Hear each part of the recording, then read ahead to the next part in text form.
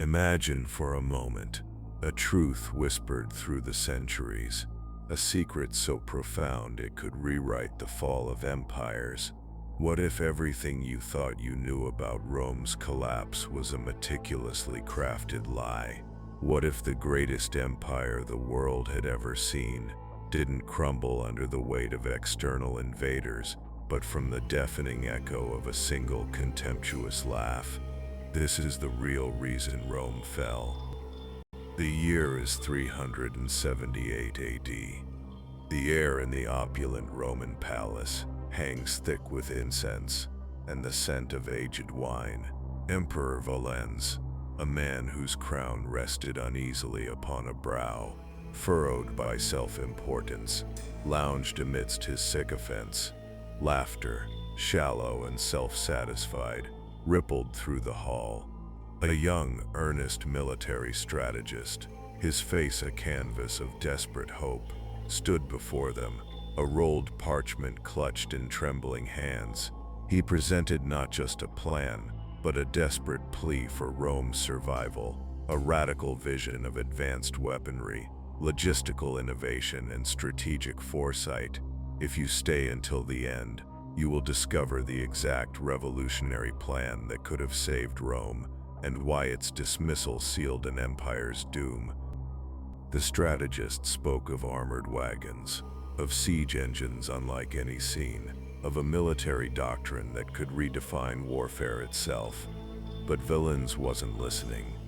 His gaze, clouded by arrogance, swept over the assembly, seeking only affirmation of his own superior wisdom.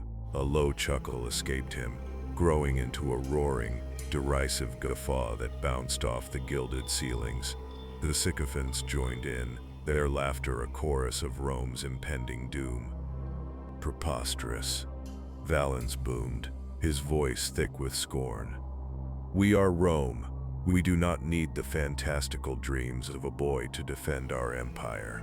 With a contemptuous gesture, he waved the young man away, the scroll still lying abandoned, a silent testament to a future that would never be. That laughter, that arrogant dismissal, wasn't just a moment of imperial folly. It was the moment Rome sealed its own fate, ignoring the very blueprint that could have saved it. But what asterisk was asterisk this plan, and why was it so revolutionary? The empire didn't crumble in a single cataclysmic event. No, Rome's decline was a slow, insidious rot, a creeping decay, imperceptible to those blinded by its fading glory. We speak of the fall of Rome as a sudden collapse, a dramatic implosion, but the truth is far more nuanced, far more terrifying. Imagine a once vibrant city, teeming with life, slowly transforming into a ghost of its former self. By the late 4th century AD, Rome wasn't just experiencing problems. It was a patient in terminal decline, unaware of the fatal illness consuming it from within. The vast territories, once sources of immense wealth, were becoming impossible to govern. Bleeding resources and manpower, the legions, once the envy of the world, were stretched thin, their discipline eroding, their morale wavering. The very foundations of what made Rome were cracking under immense, unspoken pressure. This wasn't the Rome of Caesar, of Augustus. This was a tired, bloated empire, clinging desperately to a legacy it no longer deserved. The grand aqueducts, still engineering marvels, now carried water to a population increasingly reliant on charity. The great roads, once arteries of power, were becoming paths for invaders. The economic engine sputtered, innovation stagnated. The empire was a ship, majestic in its size, but taking on water, one silent, terrifying drop at a time. The problem wasn't a lack of brilliance, but a profound unwillingness, to adapt, to listen, to change, a resistance born of arrogance, a fatal flaw that would soon be exposed with brutal clarity. But what kind of brilliance was being so stubbornly ignored? The external pressures were relentless, a constant, gnawing threat at the fringes, steadily eroding the empire's resolve. The barbarians, not a unified enemy, but a swirling tempest of tribal migrations, Goths, Vandals, Alemanni, Franks, and the terrifying Huns. They weren't just raiding, they were moving pushed by their own unseen forces, seeking new homes, new lands, new riches. Rome's vast frontiers, once impenetrable barriers, became porous membranes, constantly breached. The Rhine, the Danube, these were not just rivers, they were the very veins of Roman defense, and they were bleeding. Each incursion, each successful raid, chipped away at the illusion of Roman supremacy. Lands like Dacia, abandoned by Aurelian, were early warnings. Then the Visigoths, after a brutal defeat at Adrianople in 378 AD, were allowed to settle within Roman territory. A desperate gamble that ignited a slow-burning fuse. This wasn't strategy, it was capitulation disguised as diplomacy. The constant drain of men and resources to defend these crumbling borders was unsustainable. Forts fell, cities were sacked. The psychological impact was immense. The belief in Rome's eternal invincibility began to crack. Fear became a constant companion for those living in the border provinces. No longer could they rely on the legions to protect them. The emperor, distant and often disconnected, seemed oblivious to the encroaching darkness. A darkness that wasn't just at the gates, it was inside the walls, whispering tales of weakness, eroding faith. And as the empire convulsed under these external blows, another equally deadly threat festered unseen, the rot within. The rot, a cancer, metastasizing through the very heart of the empire. While barbarians hammered at the gates, Rome consumed itself. Power wasn't about service, it was about acquisition. Senators, once pillars of the Republic, became avaricious landlords, their sprawling latifundia swallowing small farms, pushing free citizens into destitution. They traded votes for gold, honor for influence, loyalty for titles. The Roman people, once the bedrock of the empire, became pawns in a grand, corrupt game. The currency itself became a lie. Successive emperors, desperate to fund their wars and their extravagant lifestyles, debased the coinage. Silver content plummeted from nearly 90% under Augustus to less than 5% by the late 3rd century. Imagine your hard-earned coin, worth a fraction of what it was yesterday. Trust evaporated, inflation raged. The economy, once the envy of the world, crumbled under this insidious fraud. Merchants hoarded goods, farmers refused to sell at worthless prices, cities starved. The very foundation of Roman life, its economic stability, was systematically gutted by its own leaders.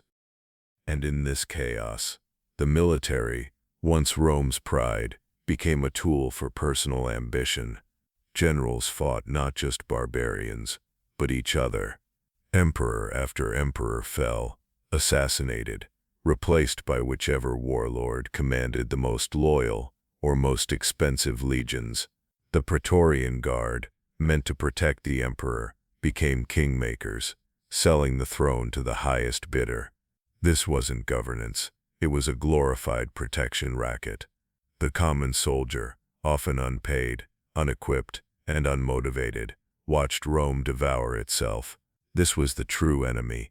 Festering unseen, the empire was not conquered from without, it was betrayed from within, its soul sold for a handful of debased coins. And as this internal decay accelerated, a quiet, brilliant mind was already observing the cracks, formulating a desperate, audacious plan to save it. But who would listen? Imagine a ghost haunting the marbled halls of Rome. Not a specter of the dead, but of the dying empire itself. a silent observer, cloaked in scholarly shadows. Not a general, not an emperor, but someone who saw the truth. They watched the rot spread, the gilded facade crumble, the endless, self-destructive squabbles of the elite. Every whisper of corruption, every debased coin, every forgotten ideal was a nail in Rome's coffin, and in that suffocating darkness, they dared to dream, not of a new empire rising from the ashes, but of snatching the old one back from the precipice, saving it from its own fatal flaws. This was not a plea for power, but a desperate patriotic act of foresight. What would you sacrifice to save everything you knew? The late 4th century AD, a crucible of chaos. Rome was bleeding, not from a single wound, but 1,000 tiny cuts. Political upheaval tore at its very fabric. Religious transformation ignited fervent divisions. An existential dread hung heavy, a shroud over the once eternal city. And then a whisper. A manuscript began to circulate, clandestine, anonymous. No author's name dared to grace its pages. No grand dedication to a powerful patron, just a title, stark and chilling. Asterisk, De Rebus Bellicis. Asterisk, on matters of war. But this was no ordinary military treatise. This was a desperate blueprint, a final, audacious gamble to save an empire teetering on the brink. What secrets could be so powerful yet so dangerous that their author remained forever hidden? This was no ordinary military treatise. It wasn't a chronicle of past victories, nor a tactical guide for conventional warfare. This was a blueprint, a radical, almost fantastical vision for Rome's future. If only Rome would listen. It proposed innovations so far ahead of their time. They border on science fiction, but who was this unnamed genius? Why the anonymity? Was it fear, or a profound understanding that the message, not the messenger, was paramount? The timing itself is a puzzle. Why emerge at the empire's darkest hour, when despair was rampant and the will to innovate seemed all but extinguished? Was it a last, desperate plea, a final defiant roar against the dying light?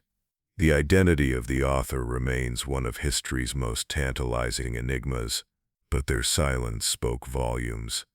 They understood Rome's fatal flaw, its arrogance, its refusal to see the future, or even its own imminent collapse.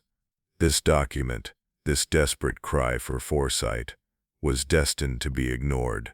But before we explore the tragic consequences of that neglect, we must first understand the extraordinary proposals it contained. The neglect, the indifference, the fatal arrogance that sealed Rome's fate. But before we plunge into the tragic, inevitable consequences of their blindness, we must first confront the extraordinary proposals contained within those forgotten pages. We must understand the genius they dismissed, the salvation they ignored. What if the answers were always there, staring them in the face, and they simply chose to look away?